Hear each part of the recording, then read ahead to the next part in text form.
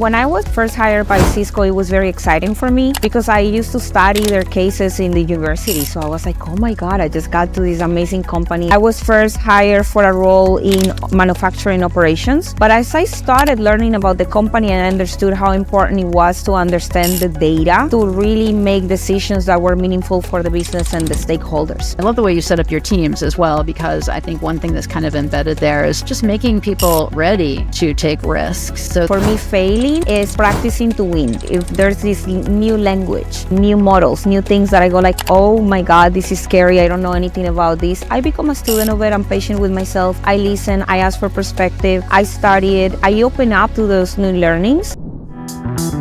Hello and welcome to BetterTech. I'm Jocelyn Houle, your host, and we're really excited today to welcome Angela Mesa, Global Director at Cisco.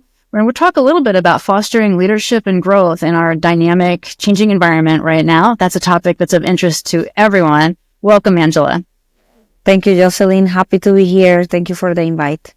Absolutely. I think this is such a timely topic because no one kind of knows where it's going at the moment. And in tech, it's always been, a pretty dynamic environment in which you have to change and pivot. So I think this is a really relevant conversation right now. What I did want to start with, though, it's interesting. When I saw this interview come up, I was thinking, I haven't worked with Cisco in 20 years. And I'm sure that the way the company thinks about itself and talks about itself has really changed. So even though it sounds a little funny to some of our tech listeners, tell me about Cisco today and what the company's focused on. Yeah, well, Cisco is a multinational company. We sell and manufacture networking equipment, software, and services. But today we are, of course, evolving towards more AI products. Right now we have collaborations with companies like NVIDIA for the servers and the products that they are using. And we're also evolving on our software as a service and cloud networking products. Okay. So moving forward with how the world is aiming to practice technology these days. So there's a much wider span of interest across Cisco. That's interesting. And tell me a little, so there's a big company with a lot of different roles. You're a global director. Is there a specific area of focus for you? Yes. So I am currently managing the business intelligence for the Meraki business unit, which is a subset of products internally at Cisco. Okay. All right. And tell me a little bit about we'll get into the topic more generally, but for personally to you, what was your evolution getting into that role? Is that something you always knew you wanted to do? That is very interesting. When I was first hired by Cisco, it was very exciting for me because I used to study their cases at the university. So I was like, oh my God, I just got to this amazing company and they're so big. Let me see what I can learn. And I became a student of their systems, processes, and all the products that they have. And I was first hired for a role in manufacturing operations. But as I started learning about the company and understood how important it was to understand the data to really make decisions that were meaningful for the business and the stakeholders. So then I also started seeing the global opportunities. Because it's not the same when I started, I only worked on U.S. business cases. And as I started growing, I understood that there were different business lenses through you look that you need to use to look through other countries. And then there's so much more learning there. And through data, you're able to support business leaders to make better decisions that are smarter and that can really provide, quantify how much impact you have in the business. So then I saw that opportunity, and in Cisco, you have really great supporting leaders that whenever you provide plans and projects, they will be like, yeah, let's do it. Let's try that. And that's how I started to pivot more into the business intelligence side of the company, particularly in the Meraki business, because when Cisco acquired Meraki, they were a startup company. And so it had that space where you could still innovate a lot and provide great insights to allow the mothership, which is why I call Cisco, to continue to grow. Yeah, it's interesting. I think one of the things I wanted to talk about as we get into this topic of fostering leadership and growth is like personally for you, like in your career, what have been some of the sort of pillars or maybe like the non-obvious things that are always sort of on your checklist as a leader when you start something new? Because I thought it was so interesting that you said, this kind of curiosity to really understand how the whole company worked, not just your role when you got in. Yeah. Thank you for that question, Jocelyn. I think that first of all, you need to be open to failure. That is the first thing I tell my team whenever we start a project. For me, failing is practicing to win. So I don't see it as these, because our culture or usually when you hear this word, it's like, I really did bad. No, to me, it's practicing to win. Let's become students of the system. Let's be resilient. Let's help each other. And that's how I approach every project, with resilience, adaptability. I first listen to it. And if there's this new language, new models, new things that I go like, oh my God, this is scary. I don't know anything about this. I become a student of it. I'm patient with myself. I listen. I ask for perspective. I study it. I open up to those new learnings.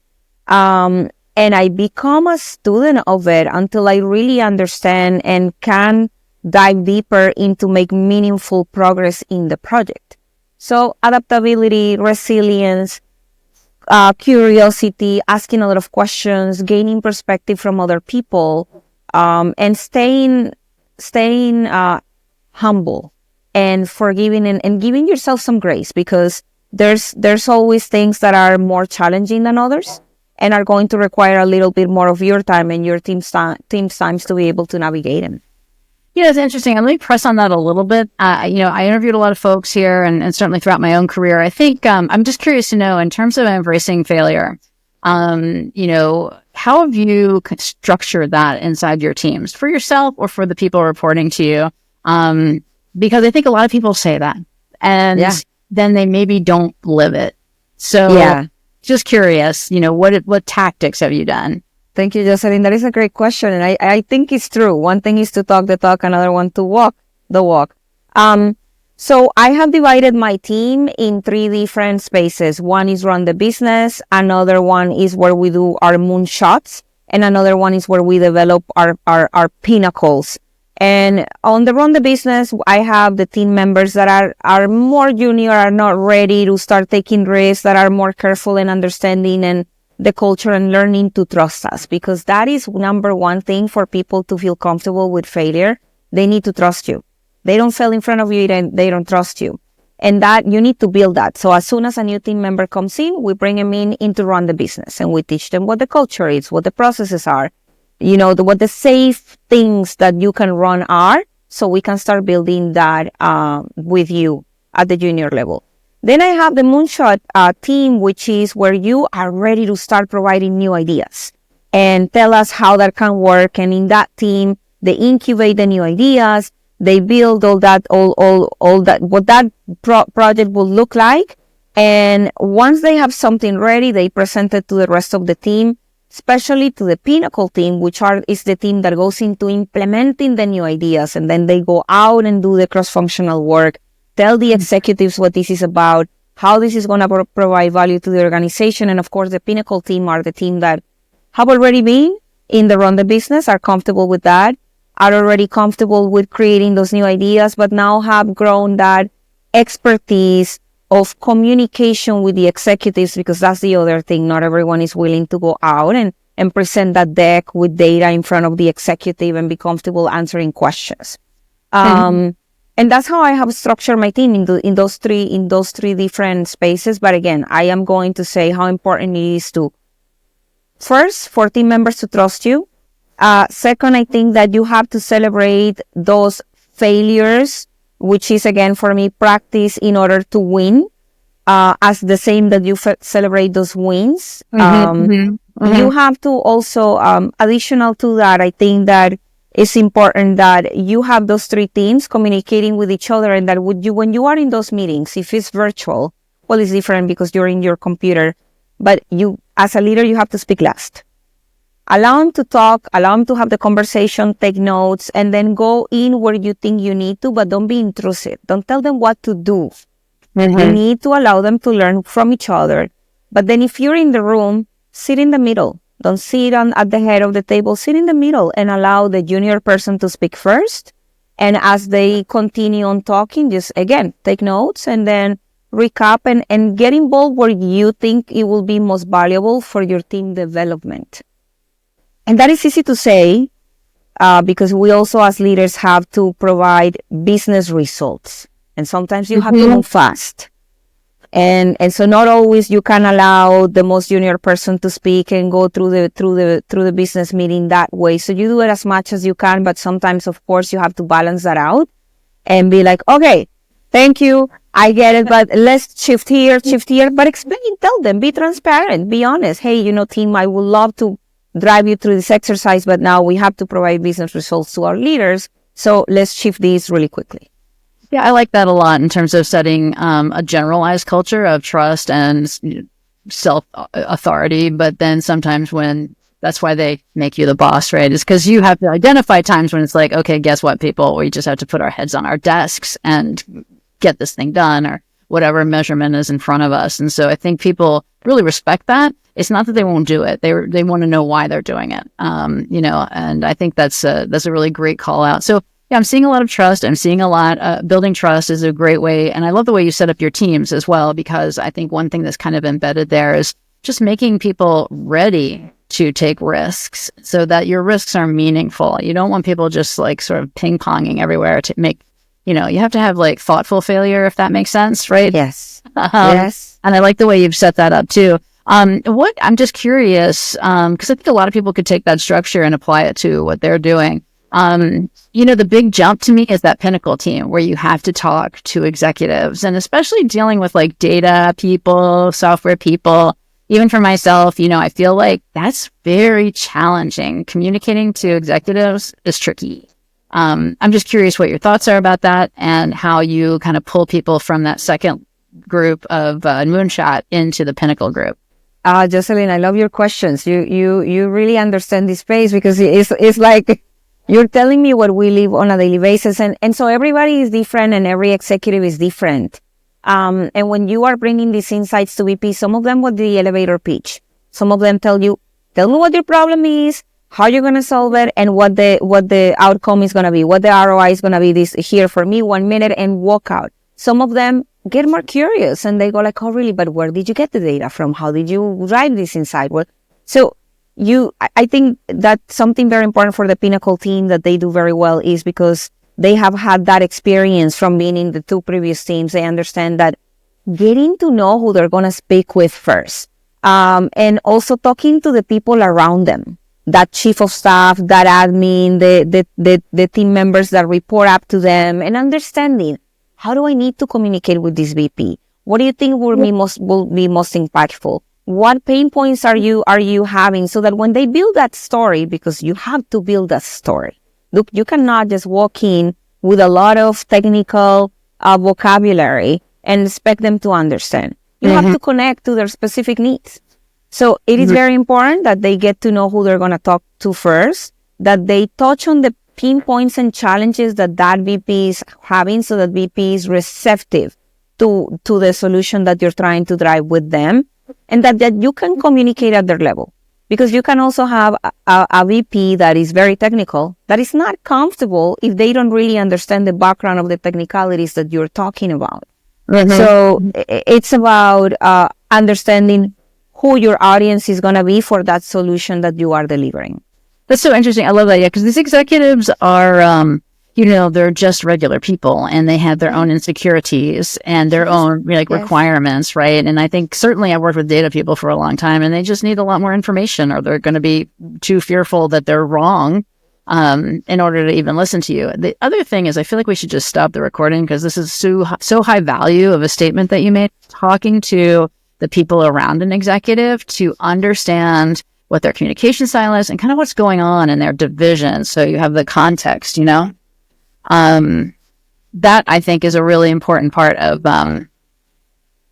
networking, but it's more than networking. It's like your executive presence, Yeah, absolutely. But again, something that you just said that I liked a lot is these VPs are just as human as we are. They have their I get insecurities. it myself sometimes, but they've got their own anxieties and hangups coming into these conversations. Yeah, absolutely. And something that when I talk to my teams, because I think I lived this when I was at a more junior level, where I would look at my director and be like, oh my God, this person already knows it all. And they have it all figured out. And they wake up with no insecurities, and they know where they came from and where they're going. And that's not true. I wake up every day feeling exactly the same insecurities and things, and asking myself, oh my God, I have this project at hand and I don't know how I'm going to proceed here. I need to study more. I really need to understand. I need to ask questions. It doesn't change. That constant evolution where you need to continue on learning, listening, understanding, and you feel challenged when making decisions.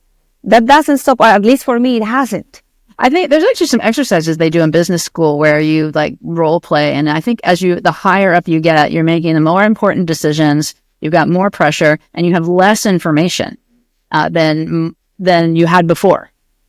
Yes, Jocelyn, that is true. You have less information, but they're trusting that you know how to make those decisions. And there was one leader that I was coaching recently who was explaining to me something that his daughter said, and I thought it was funny, but it was interesting. It was this interaction between the two of them where his daughter was saying that she really hated math. Why am I learning math? Why am I learning all these things? I want to become a nurse. This has nothing to do with what I'm going to do for the rest of my life. And he was sharing with me that his answer was, you may not use it ever again. But what you learn is how to think. It teaches you a process where you bring all these elements into the equation and you have it in mind to understand what the product is going to be, what that conclusion or end or is going to be for you. And I think it's the same for all of us. All these frameworks, processes, metrics, things that you learn through your career is what help you make those decisions, even when you don't have all the elements of the equation at hand, which is what's happening right now. Yes, arithmetic is the pattern, right? I like that a lot. So, okay, I think we've talked a little bit about, certainly add in your personal, thoughts about leadership. And then it seems like you've got a great setup for your teams. But, things are changing out there for every company. And, in tech, it's always been just a heavy pressure to stay technical, to understand the next thing. I mean, I'm feeling it myself. There's just so much news and so much technical information to absorb. So, let me know what are your thoughts about, you've got everything working pretty well, but now the sort of the landscape's shifting. Yeah, there's a lot of shifts happen with artificial intelligence, which is what you hear about the most, and the potential for artificial intelligence in business transformation, especially in areas of like augmented analytics, machine learning, automating data insights, and streaming data preparation are huge. One significant advancement is decision intelligence, where you can combine all that data, AI, and decision-making frameworks to guide complex business choices. And I think this approach is going to help us add a lot of structure in decision-making, and it's going to help those leaders at the top make decisions more quickly and accurately. Something else that I'm seeing that is a potential is where you can reshape your operations in supply chain, optimizing processes, predictive maintenance. You can create efficiencies that go beyond data insights alone. Mm-hmm. And as we implement these technologies, something that I'm hearing a lot in the industry is this explainable AI that is very important because not everybody speaks technical language. So that ensures that you can explain your models, that there is transparency, and that you can build a lot of power in those AI decisions that you're taking, especially in areas like finance, law, healthcare. Mm-hmm. Something else that I think is exciting is where they're building these continued learning models where AI is adjusting real time based on new data that is coming in. And that is, again, enabling companies to make decisions and stay agile and continue to staying up to market trends. Mm-hmm. But something that I also think is very important, and is because of privacy and data quality and security is ethical data governance, which is a space that I continue to stay up to date into, which is evolving, not as quickly as the technology is evolving, but is evolving. So I think that as leaders, we need to stay up to market and up to industry trends into understanding what AI is, not necessarily understanding all the technicalities around it, mostly if you're in operations or finance or all that, but understanding what it means, what the models do in your own language, and how you can drive efficiencies and better outcomes for your business units. So I think what I'm hearing is that you're an AI maximalist, right? You're thinking it's going to drive velocity for decision making. It's going to make use of data we haven't made use of before. And I think I hear that, AI governance is like more increasingly important. It's probably not where it should be, but you sort of feel like it's going to address some of the concerns we have around explainable AI. All that sounds right. But of course, we're all just selfish creatures who want to know, how's it going to affect me as a tech worker, as a tech leader? Have you given any thought to that question? Yes. And again, I think we were touching about this before. It's scary. It's new. So anything that is new for us as human beings is scary. So a recommendation that I will make for everybody, and something that I did for my team specifically, is through Cisco, we have access to multiple learning platforms, and we are continuous learners in my team. Something that there's multiple AI for beginners courses right now out there. You can do it Coursera, LinkedIn. There's multiple platforms that have it. So the first thing I will say to leaders that are non-technical is go and start learning about this. Learn what AI does and what it doesn't do, because Jocelyn, something that I have seen is they tell you about all the success stories. And so that's why we all get scared, like, oh my God, is this going to replace me or replace my team? Or am I going, what do I need to do to continue being employable? But also learn what it cannot do, because I think there's more importance given to what it does. And I think that there's also an extreme exaggeration of all the things that it's going to be able to do. And we're not there yet. So learn it, really learn it. Understand. Yeah. Sorry, I just got to say, I like that point, because I think if when you work with it, like I've been working with AI, like as a technologist for 2 years. And, I think what you'll come to understand is that I believe, all the futures, the positive futures, you'll see where you believe that. And you'll also see where, it breaks down, or perhaps you can see that it's going to take a lot longer to get there, especially if you're an industry knowledgeable person. That's the place to really engage with AI. And so that's the tried and true in technology. Something new comes along, don't run away, go in. And I understand Cisco offers a lot of opportunities. Do you also, as a leader, give time and space to your teams to do that learning? Absolutely. Cisco is big about that, and myself as a leader also. If you don't allow your team to disconnect and go and learn other things, they cannot innovate. Creativity doesn't happen when you are embedded every day in the same thing or in your job. It actually happens when you disconnect. And I'm gonna say something that I tell my team, because they think that probably the leadership team is all of the time just having conversations and learning new things and driving work. No, my leader does also this with me, and sometimes I just go for a hike. I go scuba diving. I go to the gym, and in that time, my brain is processing information, and then an idea comes. Like, oh yeah, and that idea can be more valuable than myself spending a lot of hours in front of a computer answering emails or doing daily work. And that may be the return on the investment that the business is making for me for that quarter be more significant than really all those emails and meetings that I attended. It's that's such a great perspective. And it's so funny because I've been in this business so long, and it was really the opposite for a long, long time. And I think what we're seeing now with studies, with working with large groups of people, is that it's absolutely very good for the business, especially in an innovative world, to give people a little time to process. And, it's not, you don't always have to be doing something for a purpose in order to be doing something for a purpose. So okay. we're going to shift a little bit, because what we've talked about is you've got these kind of cool pillars, right? You understand what you want to do as a leader. Those are really workable and kind of extend into this new dynamic world of AI, which is all great. But I want to kind of shift a little bit because, this is all the right thing when things are going well. But what about when something's complicated? It's not going well. Can you think of a project or a product you've worked on where you've had to kind of apply these in a stressed environment? You've had to apply your thoughts about leadership where it's not going well.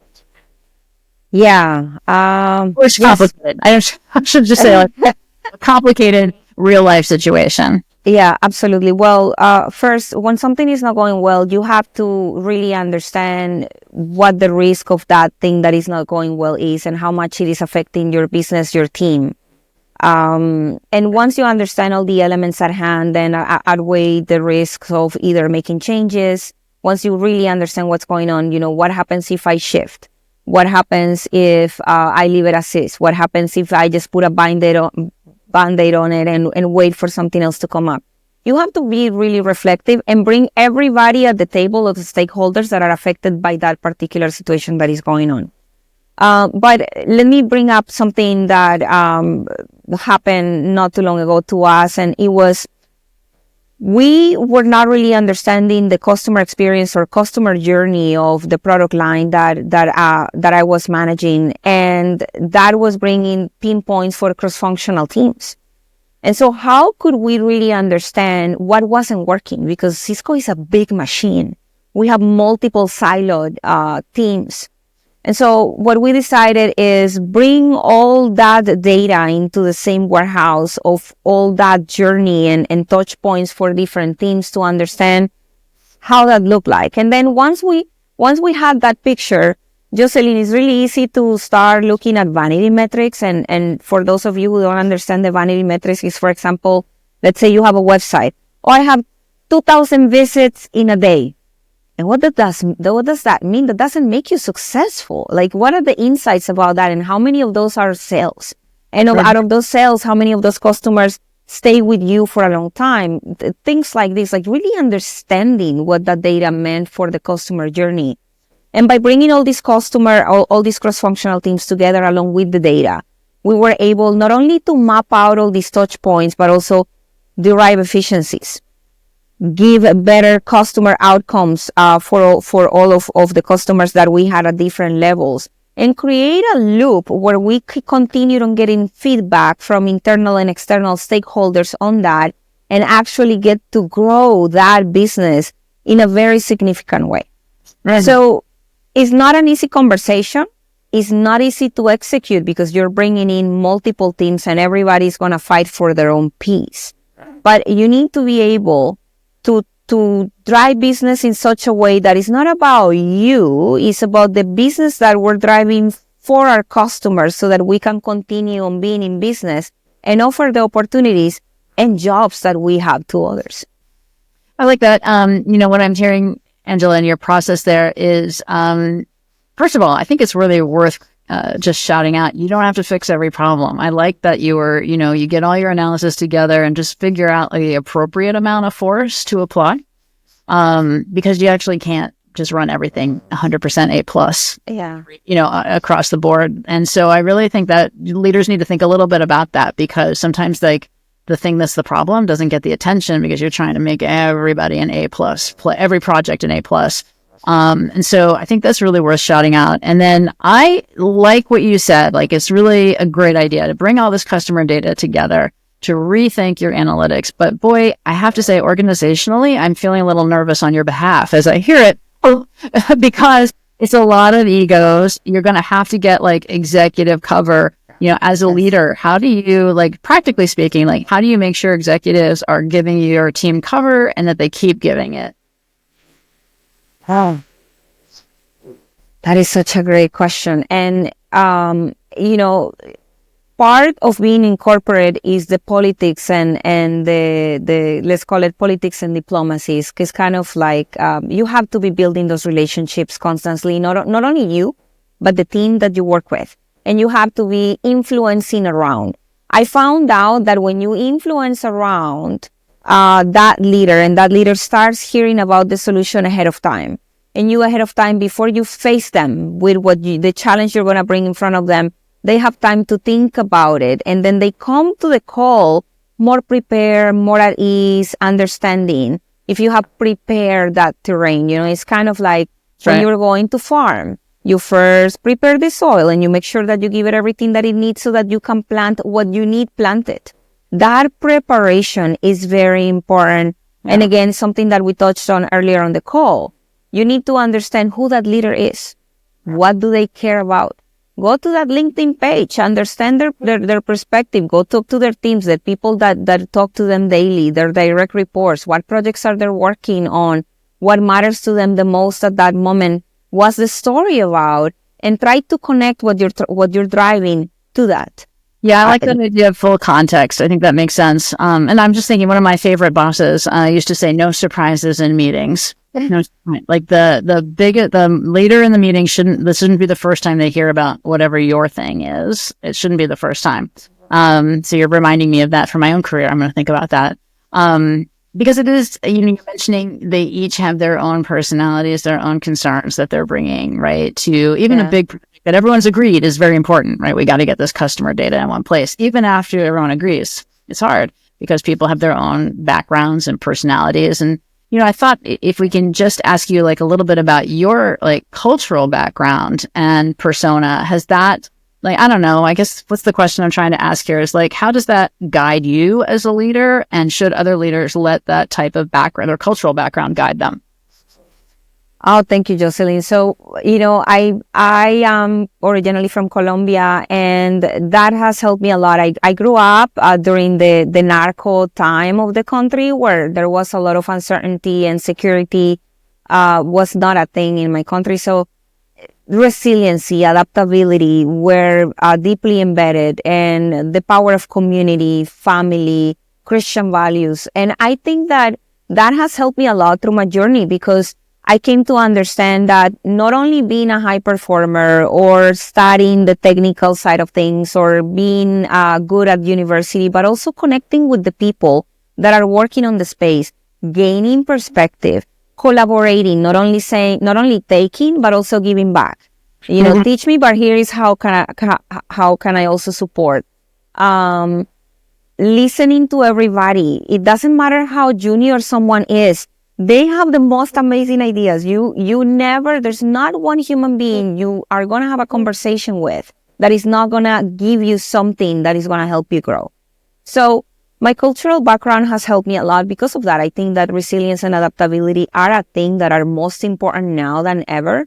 And that is something that in Colombia is practiced on a daily basis because of the economic and political reality of the country. And that is what I recommend to everybody. But also that spirit of collaboration and community and joining organizations that can help you gain perspective. That's right. Stick together. That's a very important one. Stick together where you can, and it doesn't necessarily have to be on cultural or, and it could be something as simple as like, hey, we're all new in our career. We're all younger people in our career, right? To get that kind of community. I think that's interesting. And also, I just like that you talk about that, because I've worked with young people throughout my whole career, and I think sometimes they don't get a voice because people say they don't have the experience. And I don't know, maybe we all think our experience is more valuable than it is. People have new ideas. They're very, it's useful to have a fresh perspective. Yeah, they do. And Jocelyn, the young people nowadays have been exposed more than we were to technology. So you cannot say the same thing that we said before, because I remember when I was a child, my parents will tell me I know better than you. And maybe, because they had a bigger exposure to the world. But today is so different, because now everybody has a computer, a cell phone. They use apps for everything. And younger people actually make better use of technology than older people do. So as and that wasn't a thing, like I am very old. Like I used to use AOL, connect through a phone for the computer, through a phone line for my computer and in the internet. So I will not think that the young generation don't have new ideas. I will think that now more than ever, it's important that we connect with them because they have a lot of knowledge about the technical world. They can add a lot to the conversation, and we'll all be working for them shortly. So I think it's important to show goodwill. And then, as a woman in technology, that's a whole area that, a lot of people talk about, how to succeed as a woman in technology. I'm sure you've given it a little bit of thought. Do you have any special opinions for those who are trying to get to the next level or who are already leaders?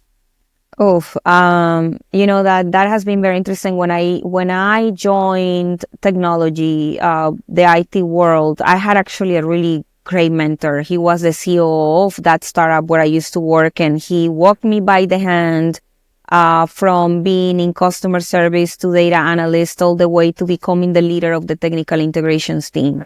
I was the youngest leader in the company, and I was younger than my team, and my team were all men. So it was very challenging, and then I learned that I needed to become a student of the system, be a high performer, really understand my space. Whenever I came into meetings, really know how to drive the conversation. It wasn't easy. I felt like I had to work extra, like I needed to go and do more courses, like I needed to show up in different ways. And when you show up too strong, well, why are you too strong? You are a woman. Or why are you so opinionated? But I was a leader. So you need to learn to balance things out and embrace being a woman, being good on your space, but also accept that it comes with criticism, and you need to grow out of that and then understand, well, how am I going to really influence this space in a way that I can grow? It's not easier because there's a lot of bias. If we were not part of that technical working space before, it is better now. You see more women, but it's still not there yet. I still walk still walk into a lot of conversations where I am the only one.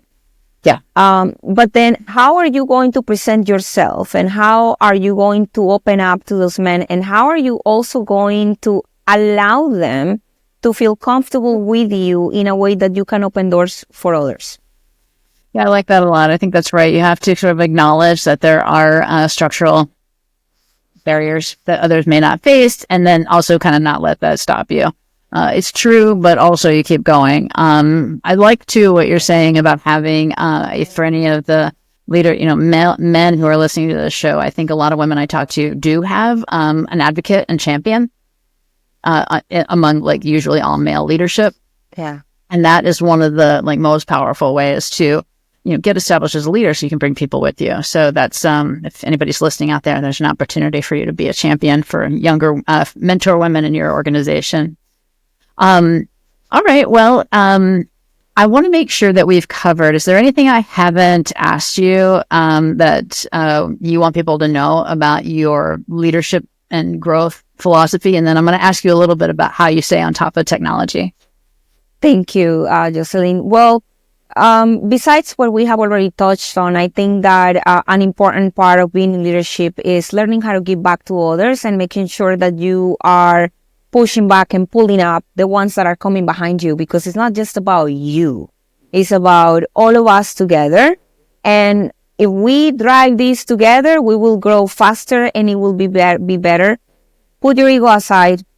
Make sure that you're mentoring. If you're in leadership, please mentor others. Please coach others. Please sponsor others. Having that sponsor that has the seat at the table matters a lot. Because like you just said, having those male sponsors, helping women continue growing on leadership, which I do have in my organization. My VP has been an amazing sponsor of what I have done. So a call out to please absolutely coach, mentor, and give back to your community as much as you can. Yes, all that is absolutely important. For me, something that was that was pivotal in my career was when I saw that women were underrepresented in tech, I decided to become a coach, because I said, well, how can I help these other women feel the confidence that it doesn't matter if the room is full of men. They can also claim their space. They can come in and have that conversation, but how do I help them drive through those insecurities? Then I decided, I took a coaching certification. I started practicing, and I became a coach, and I coach in my company outside. spaces. And there's women that when I started working with them, they were at supervisor level, leader level, and now they are directors in my space. And that is so rewarding, because then you not only you are learning from them, because it's an exchange where you learn from them, but you also get that you feel proud of them, that they are growing and really representing the community and bringing other people along. So giving back matters a lot when you are in leadership. I'm sure it keeps you from getting burned out too, to have that outlet. Yes. Yeah. The coaching does. And when you're other things you do, right? And professionally, not just the same job every day, but you're giving back and you're kind of refreshing your own perspective. Yes, that is absolutely important. And Jocelyn, what was the second part of the question again? Well, I was just saying that after we had a chance to kind of draw a line and wrap a bow around all the great commentary you've had around leadership in dynamic environments. I always like to ask everybody on the show, how do you stay on top of technology? What are you reading? Is it a podcast? Is it a YouTube channel? How are you engaging with all the new information that's coming out? Oh my God, there's so much happening and so much information to consume. So I do a little bit of everything. I am a reader. So I read, I do listen to podcasts. I'm also currently completing an MBA, and I am ready to take another certification on AI and strategic methods from MIT, which starts on November 7th. So anybody who wants to look it up, go ahead. I also go to conferences, tech conferences. I just came from one last week, and I stay engaged with a network of professionals that are working on the same space from different companies around. We all collaborate with each other, from Microsoft, Apple, AWS. We're in constant communication. So joining those networks matters a lot, because you get to listen to about the challenges they're facing and start preparing. And you're like, oh my God, you're going through that. We haven't gone there yet, but please teach me. And then you start learning. So continuous learning, learning how to learn every day matters. Staying humble, knowing that you will never know it all. You will really never understand everything, and you have to have that supporting community around you to be able to navigate the space. Talking to everybody that can provide new perspective, and staying active. You cannot be in solitude, and this is something that happens a lot with very technical people. They are in their homes, those engineers that are in their homes, just behind their computers, not wanting to engage. You have to be engaging with other leaders to be understanding what's going on. Well, that's really helpful. It's been great to meet you, Angela. Thank you for your comments today. And thanks for engaging with BetterTech. Thank you, Jocelyn. Thank you for the invite. This has been a great conversation. I appreciate your time. Thank you.